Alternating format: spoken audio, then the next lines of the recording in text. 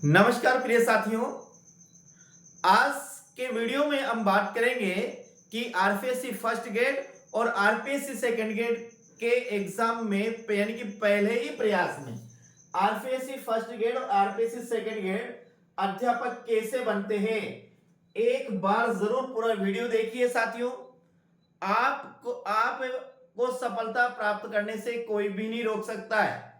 पहले ही प्रयास में किस प्रकार से सफलता प्राप्त करें, इसके टिप्स के बारे में जानकारी दूंगा मैं साथियों, और बेहतरीन जानकारी दूंगा। मात्र वीडियो अपने 5 से 7 मिनट की वीडियो है और इस वीडियो में इस प्रकार के टिप्स में या इस प्रकार की योजना के बारे में बताऊंगा कि आप पहले ही प्रयास में आप सफलता प्राप्त करेंगे।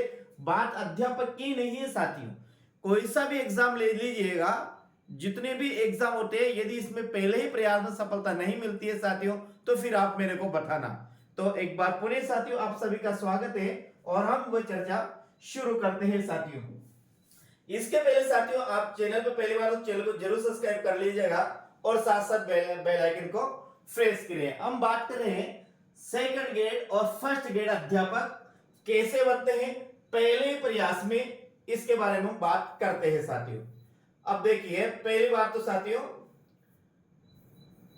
एक कहावत सुनी होगी साथियों आपने, सीधी सी कहावत है कि 1000 टाकिया सहने के बाद महादेव बनते हैं। क्या है? 1000 टाकिया सहने के बाद महादेव बनते हैं, यानी कि एक वैसे पत्थर होता है साथियों, उस पत्थर पे हजारों लाखों चीनियों से उसको धीरे धीरे धीरे धीरे इस प्रकार से उसको तराशा जाता है और फिर वह जाकर साथियों मंदिर में विराजमान होता है। यदि वह पत्थर पहले ही हार मान ले कि मुझे इन टाकियों का प्रहार हो रहा है, ये पीड़ा हो रही, ये मेरे से सहन नहीं हो रही है, और यदि वो पहले बीच में ही शुरू में ही या कहीं भी वो चटक जाए, टूट जाए साथियों, तो वो मंदिर में जाकर विराजमान नहीं हो पाता है, ना उसकी कोई पूजा अर्चना करता है। इसलिए ध्यान रखना, हमें सर्दी गर्मी बरसात भूख प्यास सभी को त्यागना है और जी जान से कड़ी मेहनत करनी है प्रिय साथियों। और आगे हम बात करने वाले हैं कि कैसे हम पहले ही प्रयास में सफलता को प्राप्त करें साथियों। इसके लिए साथियों बहुत छोटा सा आपको प्रयास करना है। ये इतने से प्रयास में है, आपको पहले ही प्रयास में सफलता मिलेगी। ज्यादा बड़ी योजना नहीं है, बिल्कुल अपनी छोटी सी योजना है। अपना आज का टॉपिक है पहले प्रयास में सफलता। अब कैसे पहले प्रयास में सफलता साथियों? देखिए अपने पास यदि RPSC first grade second grade की तैयारी कर रहे हैं, कोई सी भी तैयारी कर रहे हैं आप, सीटी किसी भी प्रकार की साथियों, तो पहली बात तो आपके पास एक क्या हो, नोट्स हो। दूसरा नंबर क्या हो, बुक हो। तीसरा नंबर पर आपके पास क्या हो, प्रीवियस ईयर्स के क्वेश्चन पेपर हो। ये 3 चीजें आपके पास हो तो आपको कोई भी पहले प्रयास में सफलता प्राप्त करने से नहीं रोक सकता है। आगे फिर और बात करेंगे इसमें साथियों। देखिए क्या है, नोट्स हो। नोट्स कैसे हो साथियों? ऑथेंटिक्स नोट्स हो, प्रमाणित नोट्स हो साथियों। जहां पर भी आपने कोचिंग की, ऑनलाइन की, ऑफलाइन की, किसी भी प्रकार की, लेकिन कोर्स जो नोट्स है वे कैसे हो, परिपूर्ण हो। और नोट्स साथियों आपके पास केवल एक ही सेट हो नोट्स का, यानी कि एक ही कोचिंग के आपके पास नोट्स हो। बाकी आप और इसके अलावा और भी आप सहारा ले सकते हो किसी का, लेकिन आप जो पढ़ रहे हैं वह केवल आपके पास एक सेट हो। बुक हो साथियों, वो भी आपके पास केवल एक ही प्रकाशन की बुक हो।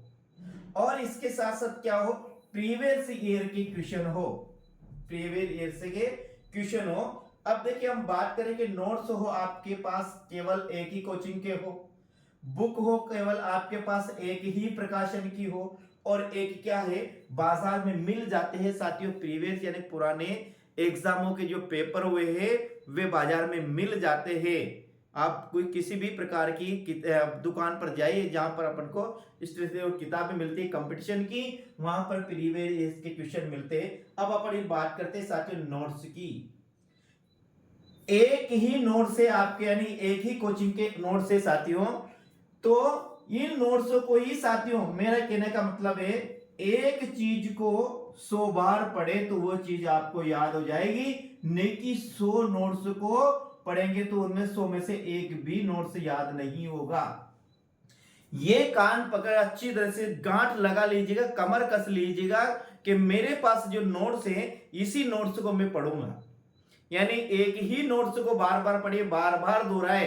कहा जाता है करत करत अभ्यास जड़मती हो तो सुजान, रसरी आवत जात पर सिल पर पड़ते निशान। इसी प्रकार से यदि आप ही एक नोट्स को बार बार पढ़ेंगे तो नोट्स बिल्कुल आपको, जिस प्रकार से हम छोटे जब स्कूल में पढ़ने जाते थे और हमको प्रार्थना याद हो जाती थी, उसी प्रकार से ये नोट्स आपको याद हो जाएंगे।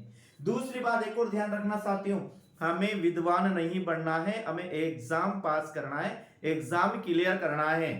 एग्जाम क्लियर करने के बाद तो आप भले 100 किताबें पढ़ लीजिएगा, पर अभी आपको केवल एग्जाम क्लियर करना है, हमें विद्वान नहीं बनना है, ना कोई पुस्तक छापनी है। एग्जाम कैसे पास करना है इसके लिए हमें केवल एक ही प्रकार के नोट्स पढ़ना है, ध्यान रखना।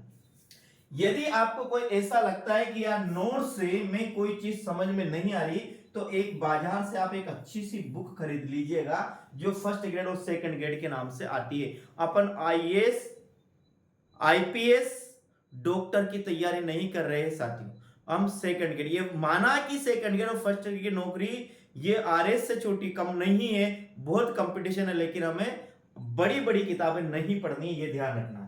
तो एक तो अपने पास क्या हो, एक नोट्स हो, एक क्या हो, एक बुक हो, और एक पूरा प्रीवियस ईयर के क्वेश्चन पेपर हो। ये तीन चीजें हो अपने पास। इसके अलावा अपने स्टडी रूम में कोई सी भी किताब नहीं हो।